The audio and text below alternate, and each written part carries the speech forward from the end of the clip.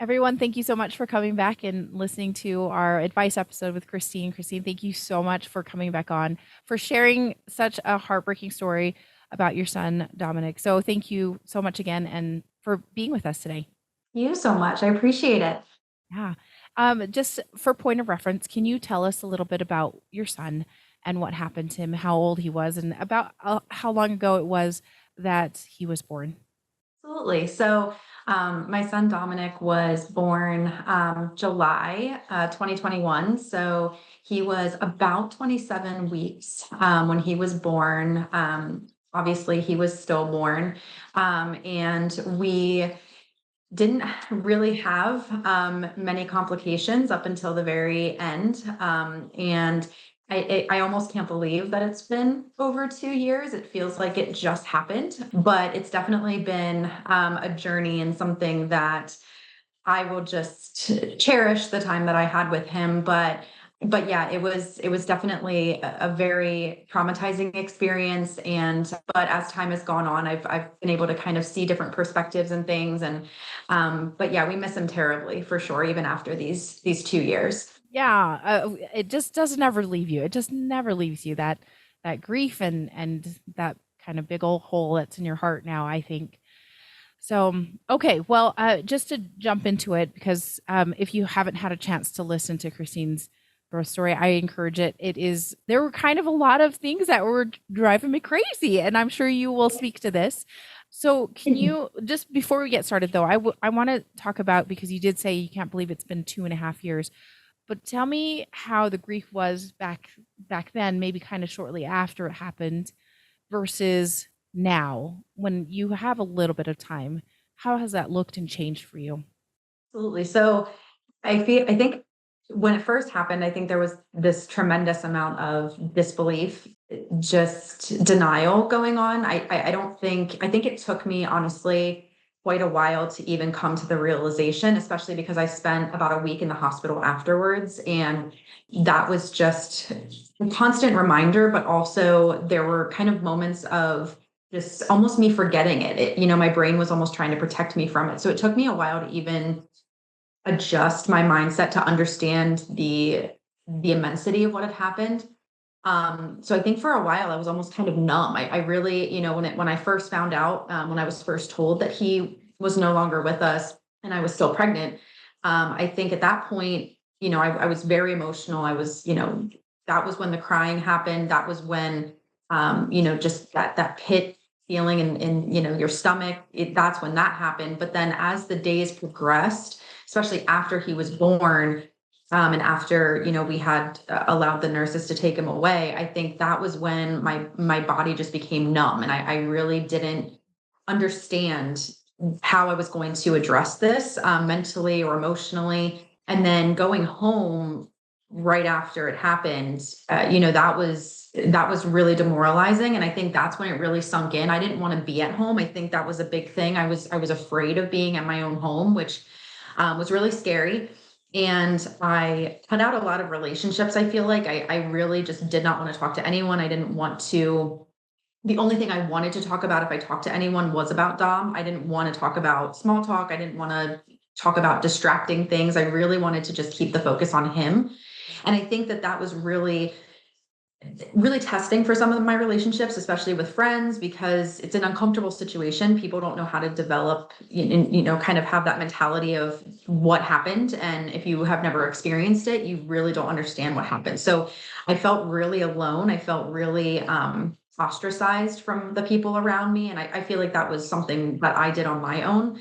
And I had terrible trouble with like sleep, and I thought about it all the time. It was the only thing that was really controlling my mind, and I had no I had no ambition to do anything. I really didn't care to. It was kind of a weird double-edged sword because I didn't want to be at home, so I wanted to be busy, but at the same time I didn't want to do anything. So it was a weird balance between wanting to be distracted, but then also wanting to just basically just kind of morph into my couch and just not be present anywhere or any with anyone.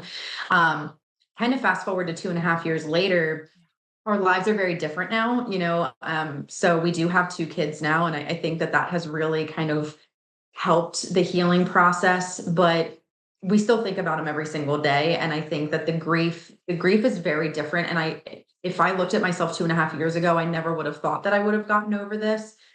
Because back then I really didn't care what happened to me. I didn't care about my life anymore. I really just became super depressed. And I really didn't see any end to the pain or the hurt. And I really didn't see anything positive.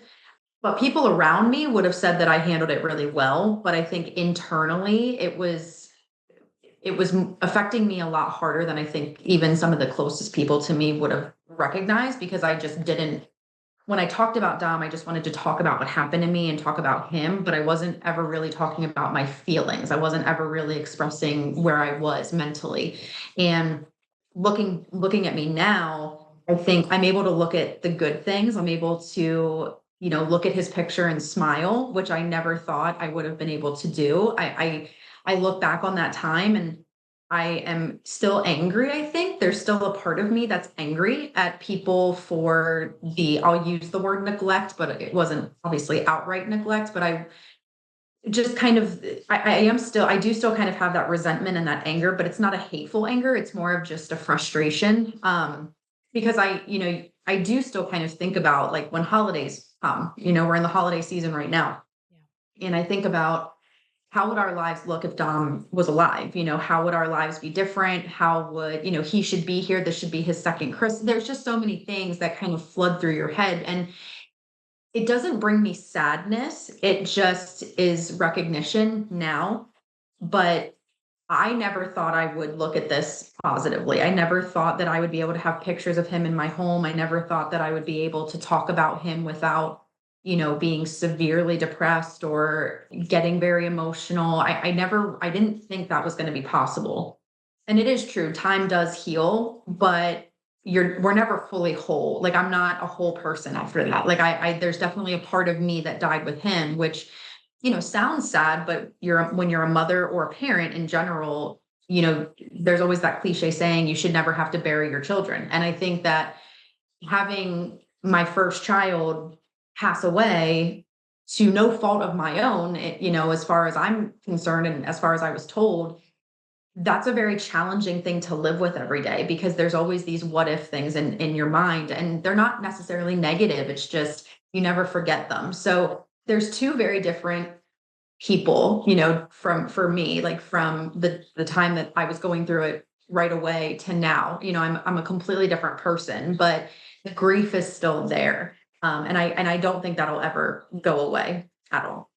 Yeah, it kind of just changes a little bit in its how you interact with it and how you regard it, because like you said, you never thought you would be able to look at his picture and not be so, crying, sobbing. I would say I would feel the same. I felt the same way. It's just like, I'm always going to be sad when I think about my son. And now it's a different, yeah, I am a little, there's a tinge of sadness. And yes, the holidays are rough, everybody. I hope everybody knows that it's going to be rough. Whatever the holiday is, whatever you guys celebrate, you always expect to be with family, and it's just tough. It's just so tough. Christine, I actually wanted to go back because you talked about how you were kind of in the depths of depression. I mean, you may have appeared a certain way, but I'm wondering if there was anything that was super helpful to kind of start digging yourself out of that. Because I mean, I want to give it all the possibilities that were helpful to you, and give people other tools that they can maybe explore if they are in that, because it is dark. And I mean, if you throw on top of that, like maybe postpartum depression or anything like that, and then you throw the loss on, it's not good. It is not a great place to be. So tell me what worked, what helped, what did you try out that helped you kind of get to a little bit better place that you weren't maybe so numb? So, as probably anyone's that's gone through this, there's always, and for any mother, you go through and you do that survey after you give birth with those questions and to measure postpartum depression. And my score was very high. So they had recommended in the hospital, which I kind of pushed to the side, about talking to someone, going to therapy. Oh And yeah. initially I didn't want to go to therapy. I didn't want to sit in a room and talk about, why I was feeling depressed, but I ended up going. Mhm. And I still go. And it's been 2.5 years and I still go to therapy. I don't go as often, but I still do. And I think that a lot of people kind of push off therapy. They're like, oh, I don't have a mental disorder, but it's not that. It was just having this unbiased person that had absolutely no ties to my situation, that wasn't going to interject an opinion, wasn't going to sit there and, try to make me see the positives, was going to allow me to be completely transparent, scream, cry, laugh, swear, do whatever I wanted to do in that 1 hour session. And I was going weekly. And sometimes I even went twice a week. It doesn't solve anything. There's nothing that's going to solve it, but being able to go into a space and just have such vulnerability to someone that is just going to be there to listen, that will not open their mouth unless you allow them the opportunity to. That was really helpful because it was basically a virtual punching bag for me. It was a way for me to indirectly yell at the doctors and kind of talk bad on them, and I don't like to be negative towards anyone, and I'm not disrespecting them, but my frustration was on them. It was towards them, and it Completely. was a space where I could just completely let out my anger and my frustration and my sadness. And honestly, I did feel when I would leave my sessions, for a temporary moment, I felt kind of like a lift. I felt a little lighter. I felt like, okay, that, I could take a deep breath and be like, that felt really good to get off my chest. Like that was just really kind of cleansing. And yeah, when I would get home, the emotions would flood back, but it was just a way for me to have a space every week where I could go and I could just say whatever was on my mind, whether it was about Dom or not. And I remember my first session going and I just sobbed for the first like 20 minutes of it, and I could barely get a word out. And my therapist just sat there. She let me have that time, and she said, when you're ready, you tell me why you're here, and and just tell me what is on your mind, what's bothering you. And as the sessions went on, I didn't cry as much. I was just more so being just kind of taking advantage of therapy and just venting. And that was really cleansing for me. That was something that was really helpful. And some people are a little biased about therapy. I never thought I would be someone to go to therapy. I just never thought about it, but it was really helpful. And I said this when we were talking originally. I have such a strong support system. My husband, my family. I mean, that goes such a long way. My dad, especially, he talks about Dom every single time I see him. And my dad was a therapist for years. So he's a great listening ear, for me. As my mom, my mom is my best friend. We talk about everything. So anytime I was feeling up to talking, I would call, and my mom and I would stay on the phone sometimes 2 or 3 hours, just me complaining and almost saying the same thing over and over again. But it was just because I needed that space and I needed that time. So for people out there that are going through this either now or unfortunately will go through it, if you have a great support system, that's a huge help, because those are the people that I could push away that would still be there. Like they understood if I was angry that I might be a little short, or I might be rude, or I might, and they gave me grace to say, okay, she just went through this. We're not going to try to fix her. We're just going to let her have her time and come to us when she's ready.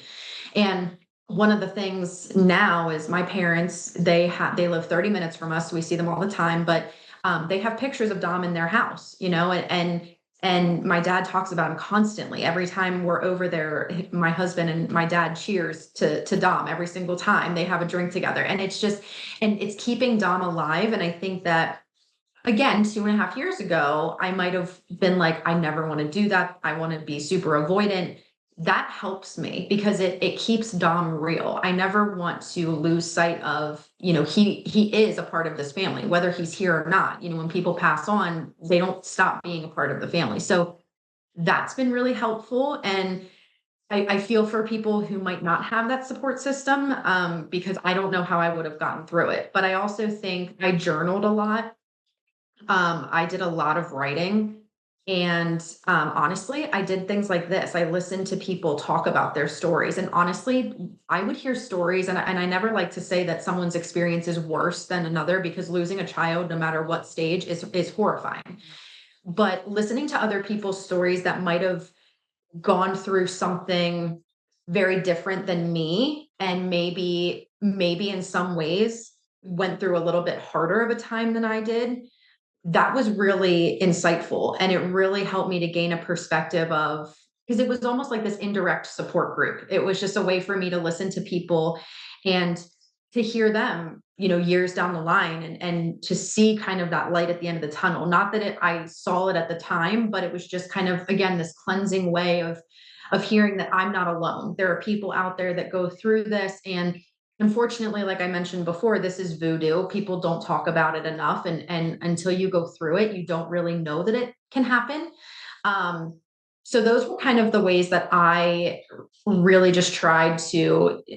I wasn't outwardly saying like I need to take care of myself. It was just a way for me to kind of internalize everything, but also make sure that I was expressing things in a healthy way as opposed to being unhealthy. And I think that all of that together, it took a while, but I found those to be really, really benefiting for me at least. Yeah.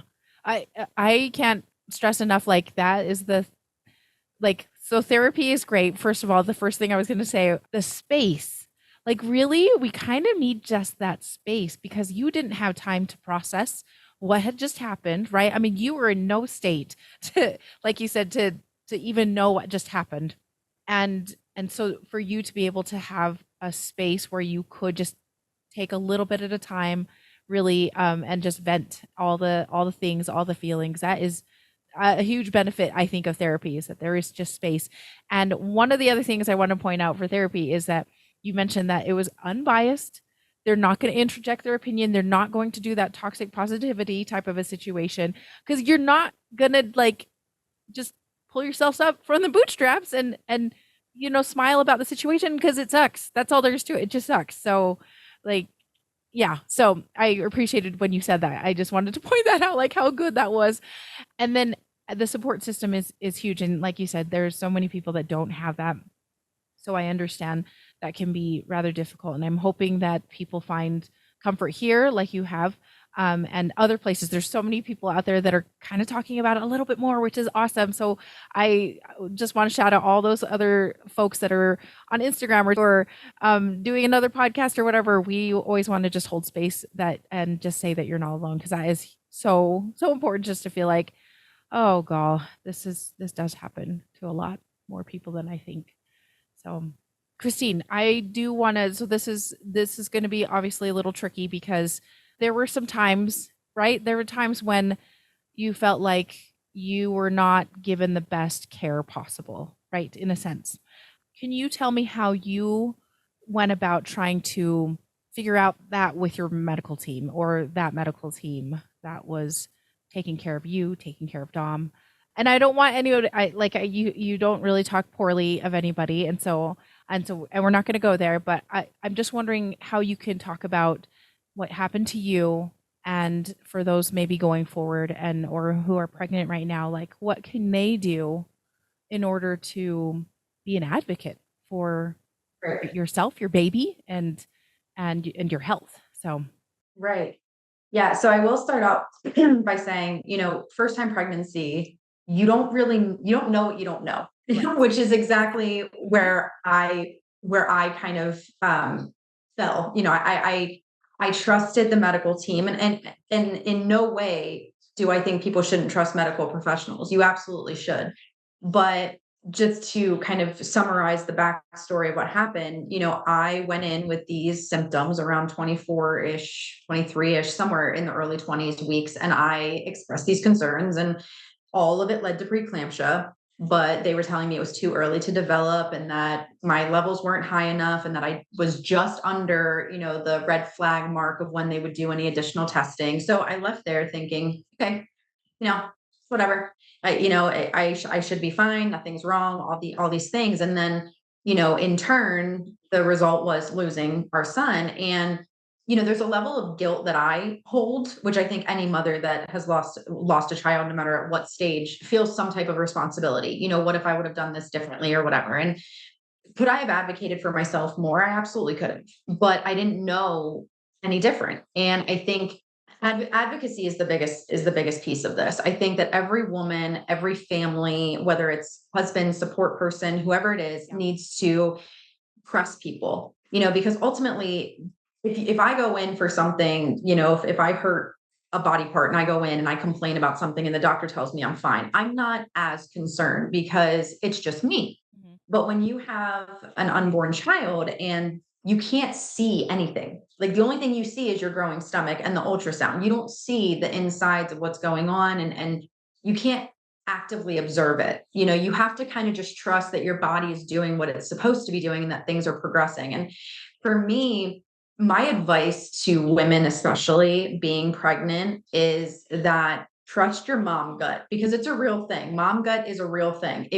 And I've learned that from this. I've learned this from being, finally being blessed to become a mom, Mhm. with my two babies. And I can tell you, mom gut is real. So even from the moment of conception, there's something in our brains that just switches, and we just become very self-aware of our children, and this mama bear mentality comes out.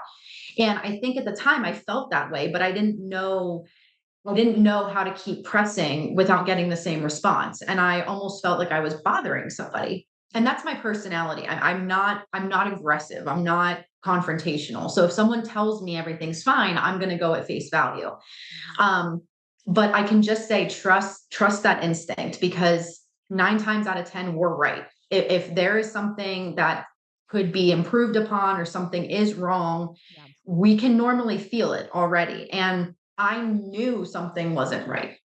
And if you feel like you're not getting the sufficient answer that, if you go to an appointment, they say, oh no, you're fine. Like this can be normal.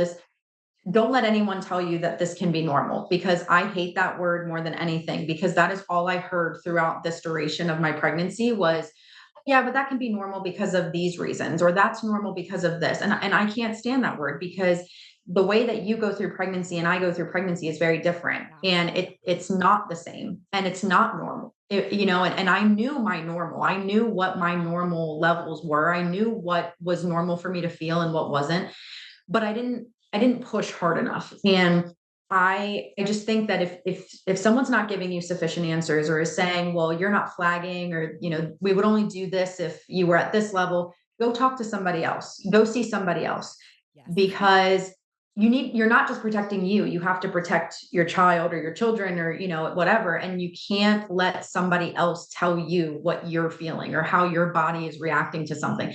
And there's no harm in going to somebody else and getting more testing or getting additional, insight, or being checked, and them saying, oh no, like it's okay, like get that confirmation. But press, like we're not a medical book, like I'm not Yep. a medical case study, like I am somebody that is a living being that had a son and wasn't listened to, point blank. And I trusted in that one person. I wish I would have gone somewhere else. I wish I would have pressed her. I wish I would have just insisted on getting more tests or being seen more often. And that didn't happen. So taking that responsibility and just trusting yourself, and even if it's just for confirmation that everything's fine, Yeah. that's no harm. That's what I did when I was pregnant the second time. I called my L&D all the time and went in for ultrasounds, because I was just anxious, and I refused to trust in just the medical professionals. I wanted that confirmation all the time, and it might have driven people nuts, but I went through a trauma, and that was how I dealt with it. And I was just experiencing so much anxiety because of that.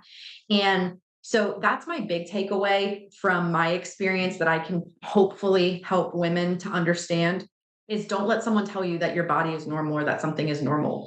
If you feel some type of way about something, you need to press, you need to insist, you need to go somewhere else and get a second opinion, because ultimately you're not putting yourself in any good spot if you feel like something is wrong and you're not insistent, because unfortunately, could my situation have ended the same way even if I did press? Who knows? It very well could have.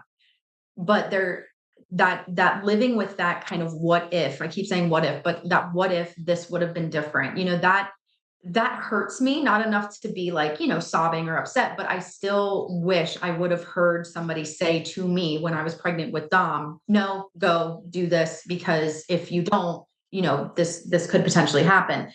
Um, so that's honestly from a healthcare standpoint, Yeah. I think that's the biggest I think that's the biggest piece. And that just doesn't go for pregnancy and stillbirth. That goes for everything. Exactly. You got to be an advocate for yourself completely. And I wanted to say one thing that was really super interesting, and it was kind of an indirect thought.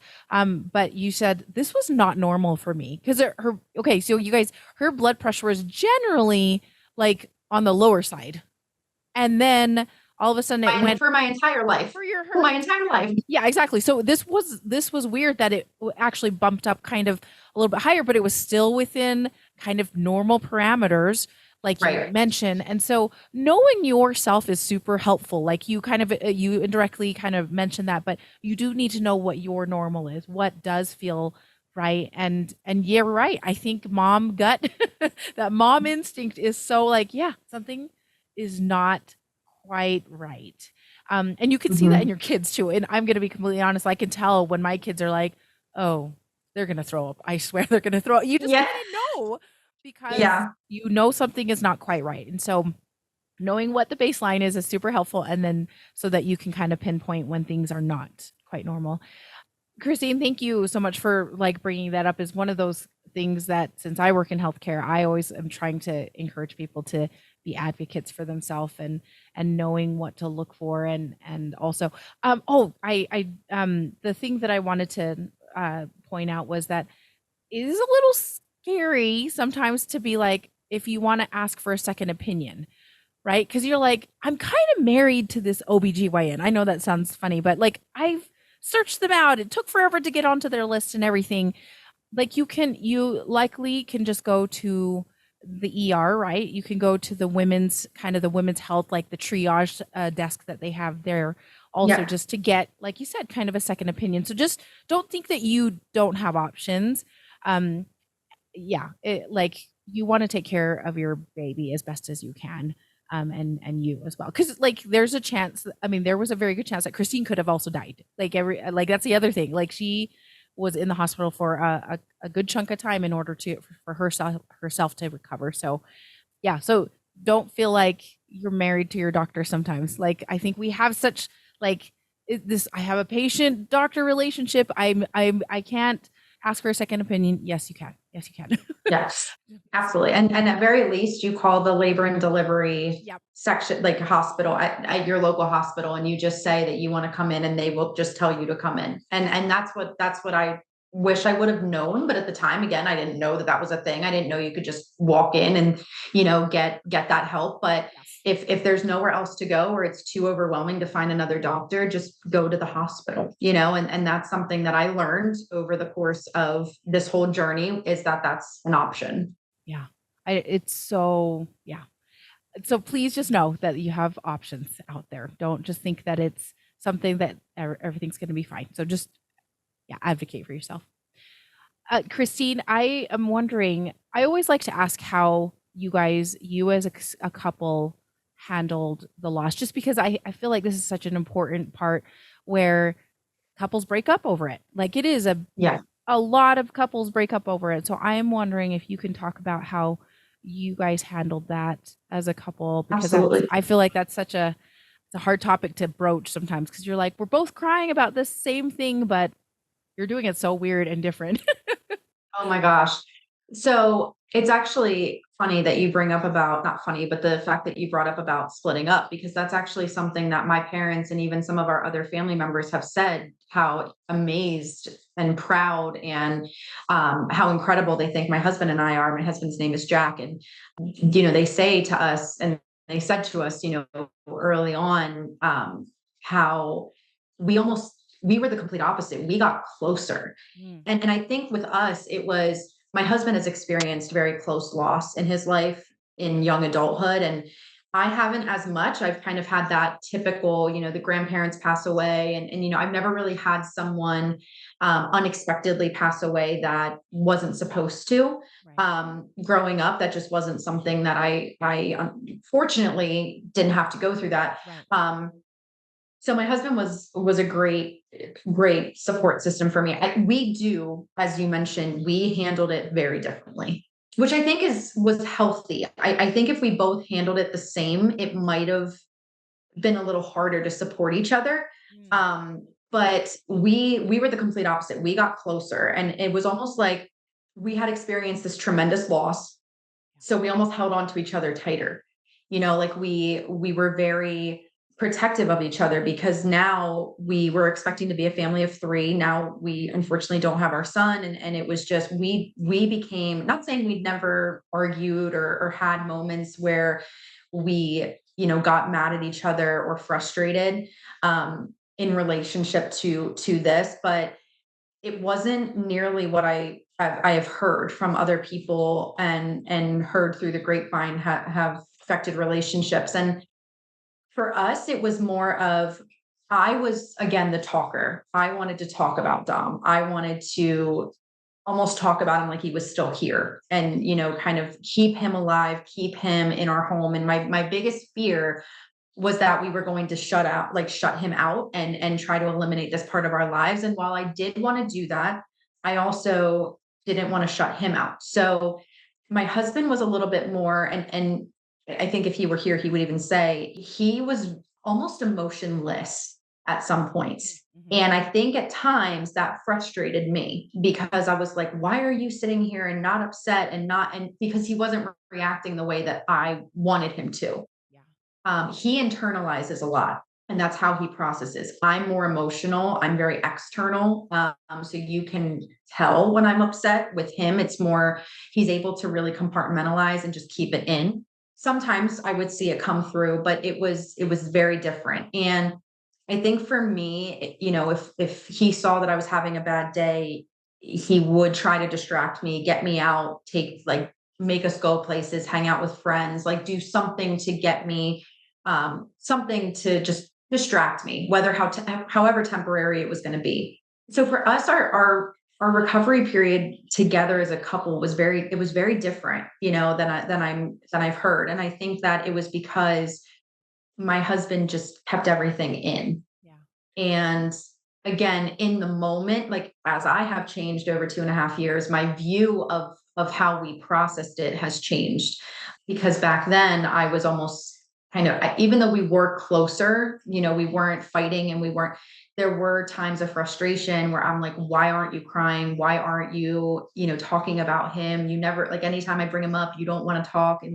And now I realize, and I realized this, a while back, but looking back on how I was and how I thought back then, I'm like, I know why he was doing it, because he was trying to not only protect himself, but he was trying to protect me and trying to just help us not move on, but try to just continue to live. And I think that at the time I was very stuck in the present, and I didn't want to move past Dom, because I figured if we continue living I almost felt like living our lives was kind of unfair, because I'm like, he didn't get to live his. So why are we going about our day Yeah.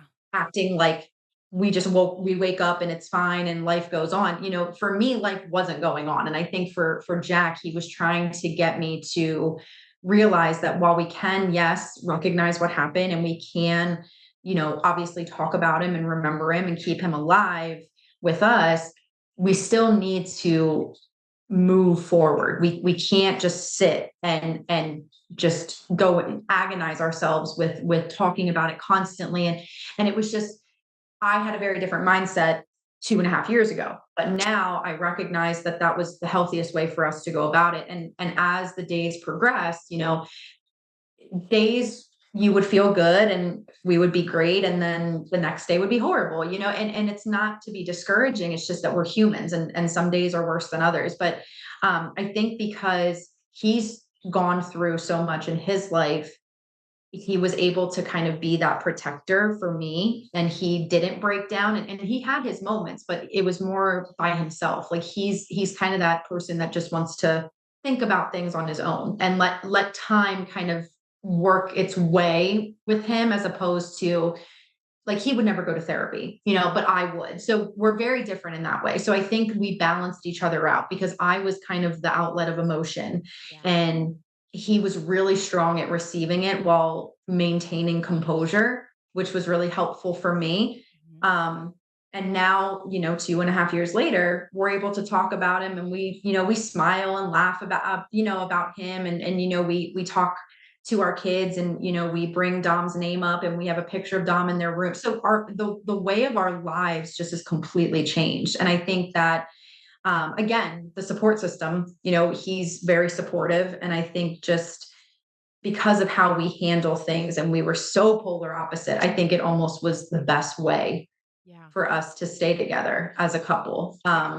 It seems super But respectful yeah, too. Like he was super respectful of how you were processing it, and it's so easy just to kind of be reactive to like him not acting a certain way. Because I would same thing with my husband. Totally got frustrated at times when I'm like, "Why are you not bawling?" Um, right, right. but I appreciate the way that Lee expresses his grief, and it looks way different. And but that's just the way it is. It's going to be different. It's going to change the way you guys, as you start processing things and how that looks. So yeah, I congratulate you for getting closer together, because that is so hard. So I it really is kind of a miracle sometimes when couples Yeah. stay together after such a huge loss, huge trauma in your life. So And I would encourage people, honestly, like, and it's hard in the moment. I know that. And this is actually something that my therapist and I talked about, yeah, is to actually sit down and talk with each other and understand where you are in grief, and what is, like, how I can help you, instead of, because I would tell her, I'm frustrated that he's not upset. And right. my therapist was like, well, he's probably really upset. It's just he's dealing with it a lot differently than you are. So, there were times that Jack and I would sit down, and I would say, what can I do to, like, help you? Or where are you in the grieving process? Or how are you processing this? And, like, understanding how each other processes it, I think, is super helpful, because we can sit here all day and perceive things about each other, but until you really kind of talk about it, I think that was really helpful too. So not being afraid to say, hey, this is how I'm going to grieve, Right. and this is what I need from you. And then allowing the person to say what they need and how they want to grieve through it. And, and that grieving can change over the course of time. And it obviously has. So I think just not getting frustrated, trying to eliminate the frustration with one another is definitely key, and just trying to understand how this person's dealing with it, because it's a traumatic thing, and people don't react to trauma the same way. So I think that just that talking is really, really important, because some people can just shut each other out. And I think that's when people split up, is when they don't openly talk. Yeah, acknowledge how they are dealing with it. It's funny because when you said sit down and like kind of show your cards, because like you said, your husband Jack was he had some trauma, and so he has gone through that. He knows how he's done it in the past and what worked for him to get through that, and but you hadn't. And so it's interesting, just like, oh yeah, he's got a worn set of cards that he's very familiar Yeah. with, and you had a new set of cards that you're like, okay, this is what I'm dealing with. Right. And how we can help each other like get through it together. I think that was just a cool like visual when you said that, like sit down, get together, talk about work. Yeah. So I love this section because I think it's kind of funny actually. So what are some things, first of all, that helps you, that you feel like that other people did for you, that they said and that they did, that you shout out, give them a thanks on air? But is there anything that kind of stuck out to you that was exceptional, that really helped you through this grieving process, and from the very beginning to even now? Yeah, I would say the first person that I would give a shout out to is actually my dad, because, and it wasn't even related to Dom passing, but my dad, um and we even have a sign in our house above one of our doors, and my dad always says all things pass. He said that to me since I was a little girl. Just when things seem so insurmountable, and you feel like you can't get through it, which at the time, that was a breakup, or, something silly. And now that phrase, even though some days I didn't feel like I would ever move past this, has always really stuck with me.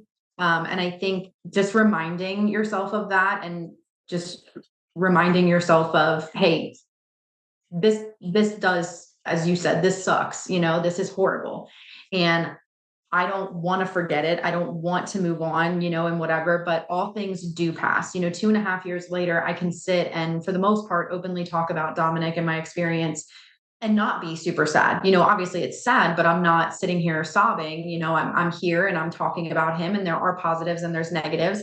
So I would definitely say that that's number one.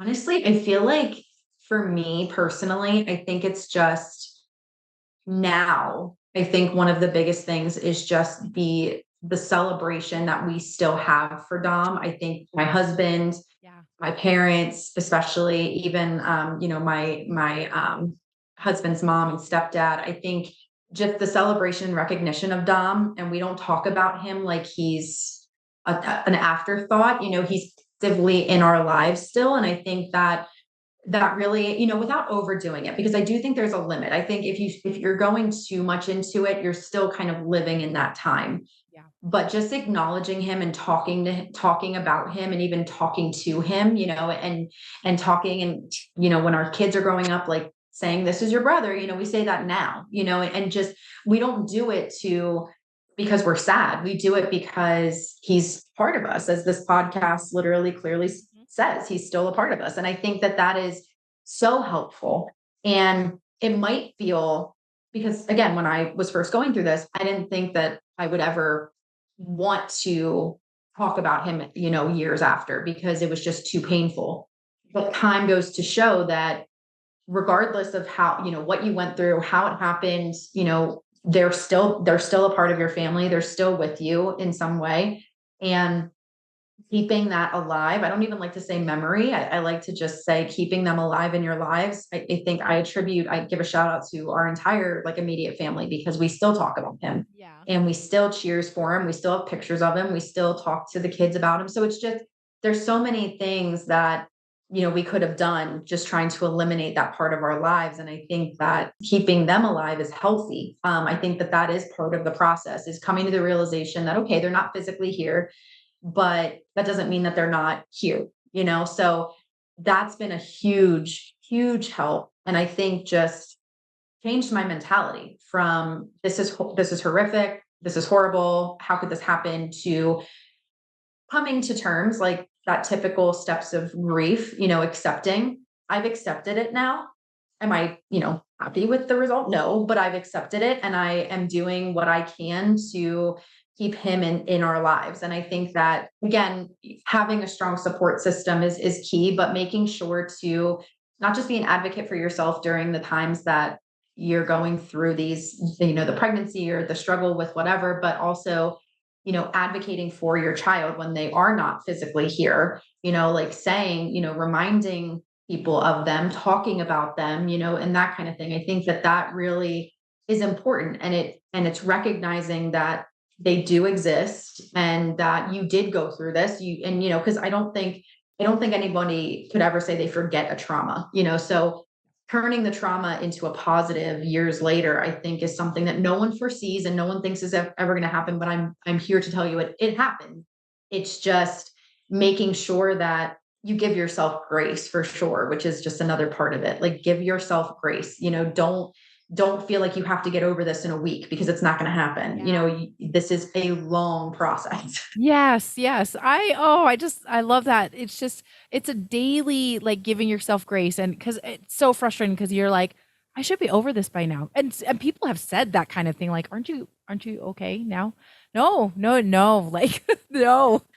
Just give yourself time. Oh, that's so good. It's so And I so think helpful. people ask me that now, are you okay with it? I would be like, "Well, no, I'm not okay." Like, because like I said earlier, a part of us died with him. And I think that if that's true, then I'm never okay. It's Right. just I've accepted that it happened. And unfortunately life does go on, and we do live our lives, and that's fine, but you're never okay, but you're able to accept it and you're able to acknowledge it, and you can get through it. It's important to recognize that every single day is different. Yeah.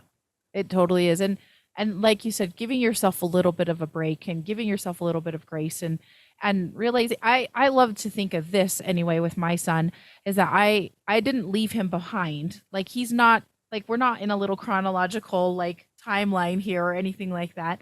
He's come along with us. He's part of our family. He is part of our existence, like who we are as a family, like a big and we're just taking him with us. Like that's all there is to it. And I think some people think that we're leaving him behind. And so I like that. I love that your family also talks about you, Dom, just the Yeah. same. Yeah. Okay. So what are some things that were not super helpful, things that set people said or did that maybe would be less recommended to do? And yeah, I Yeah, I I just would, think it's I think, and you've probably heard some of these phrases or things. I would think, so the biggest one that sticks out in my head is when someone said that, well, at least he wasn't, fully developed yet. And I think that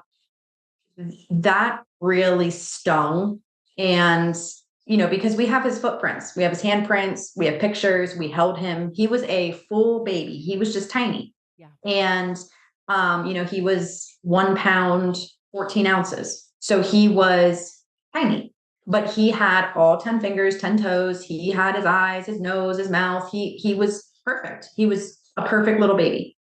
So that's not helpful. So, Not helpful at all. and the thing that I will say with comments like that is don't be afraid to speak up. Don't sit there and keep quiet. Say something, respectfully, but be like, no, like Yeah. that's not true. Yep. Because the people that say things like that, they don't mean anything by it. They're trying to be like helpful, Mhm. but they don't understand it. They don't understand how things progress. They don't understand. They've never gone through it. They've definitely never gone through it if they say something like that. Um, you just for me, and this is really hard because I did not like when people would ask me how I was doing. I thought that was such a dumb question. This is like immediately following. So this is like I'm out of the hospital. And I know it's hard to check in on somebody without asking that, but I think there's a way to go about it where it's, Mhm. hey, I just wanted to check in. Is there anything you need?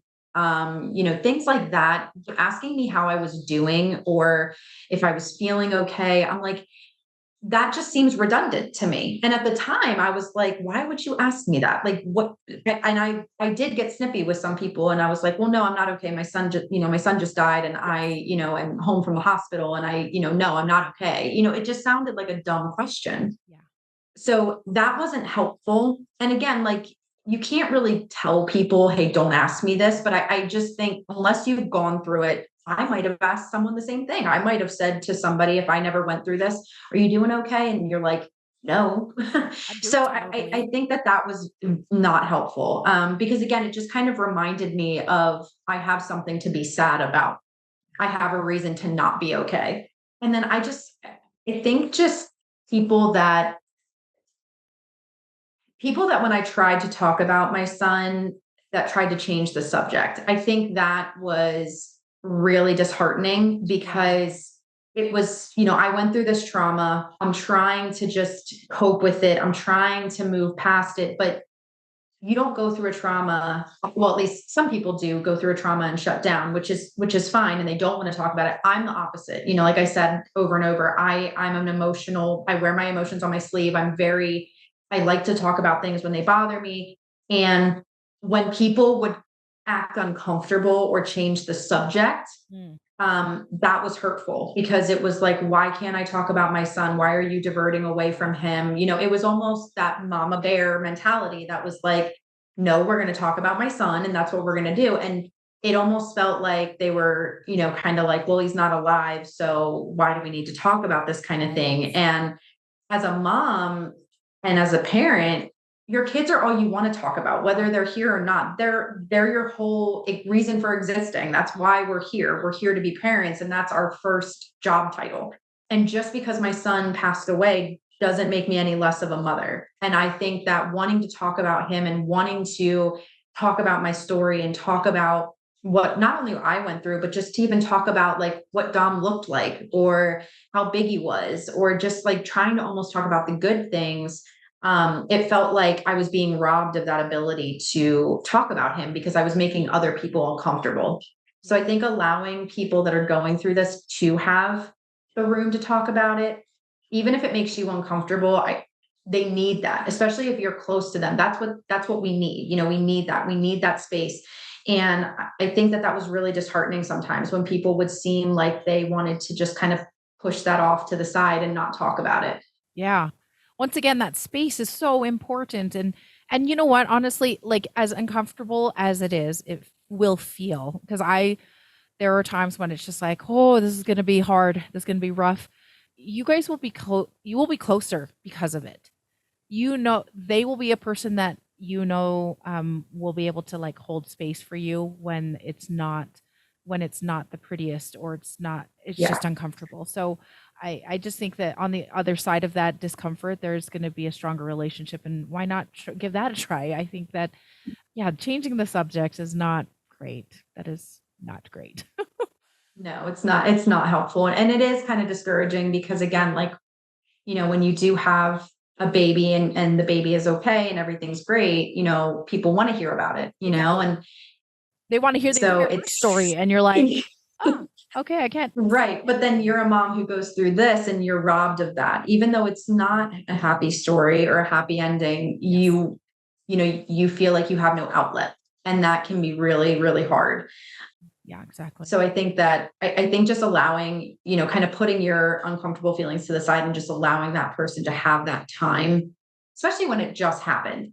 Because when it just happens, if I went to my friends and started talking about it now, they would listen, but it's not real in real time happening right now that I'm going through. It's more of just a recanter of what happened. Right. But yeah, I think that was not always, and I had a lot of people that were very supportive and let me talk their ears off about it, but there were some that I could just, when we were sitting, they were just not really having any input. They weren't really reactive. They were just kind of trying to, move on to a different thing. And that was more hurtful than anything. I don't think it was, like unhelpful. I think it was just hurtful because it just felt like I couldn't talk about him. And to me, that was almost an insult to him. Um, so that was definitely something that sticks out from Yeah. from when it first happened. Yeah, it really does. Oh, it's so that first little bit is so, so hard. And to have that, the people that will let you talk their ear off is so Yeah. precious, actually.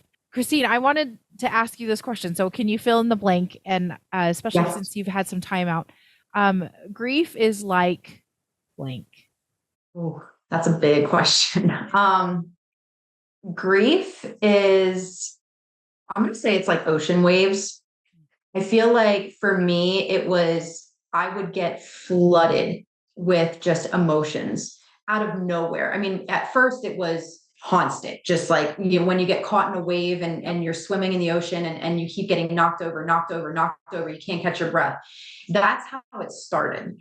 And then as the months progressed, then it was more of I would get hit with a wave and then it would flood back out. And then I would be okay for a little bit. And it was kind of calm water. And I felt like I was getting somewhere and I could just relax. And then out of nowhere, another, would come. And I think now I'm kind of in the calm water phase. I'm going through it and it's still there, but I'm not getting hit. Yeah. And I think that's definitely something that I think it should be a positive, kind of forward thinking, which I know when you're in the moment, it's impossible to forward think. So that is, I know, not really an option for people going through it right now. But that whole cliche, if it does get better, that's what I think the waves are. It feels so pounding and just completely, traumatizing. And then there's further and further waves that hit me. And then I was able to just take a breath and come up for air and realize like, I'm here, everything's okay. I can do this. I can live with this grief. I can carry it with me. And I'm an ocean lover, so that's where my mind goes. Yeah. But I do think that is really good depiction of how I processed it and kind of where I started versus where I am now. Yeah, that is like a beautiful image of because it's so interesting. Also, the calm waters. You're like, I'm still in the waters, like still there. It's just not hitting me and pummeling me basically Yeah. every Yeah. single day. So Hmm. yeah, it's beautiful. Christine, thank you so much for your time today. I really have appreciated our discussions. that we've had, and being able to honor Dom and be able to tell his story and get all the details about him. I just wanted to close and see if there was any last little bit of advice that you wanted to share with us, or anything you want to say about Dom. Yeah, no, I think this has been something that I've wanted to do for a while, and I really appreciate being able to share Dom's story. I think this is just another way for me to just in a different way talk about him and just let those feelings out, but in a way that can hopefully help some women and families going through it. I will say I encourage women to do something like this or find a forum that they can have an open discussion, because it is so cleansing, but it also helps to just keep the memory alive. I think that, not all of us can be on a podcast, but I think that it's just so nice to have this kind of platform. But yeah, I mean, in closing, I would say that, if I got through it, it's possible, and it's going to be hard. It's not easy. And I don't think any mother would tell you that it happens overnight. It doesn't. But 2.5 years later, I can sit here and talk about my son and live a life with him still in it. And if anything, I hope that that's encouraging. Thank you, Christine. That was perfect. Thank you. Thank you so much. Yeah. Thank you, Winter. I appreciate it.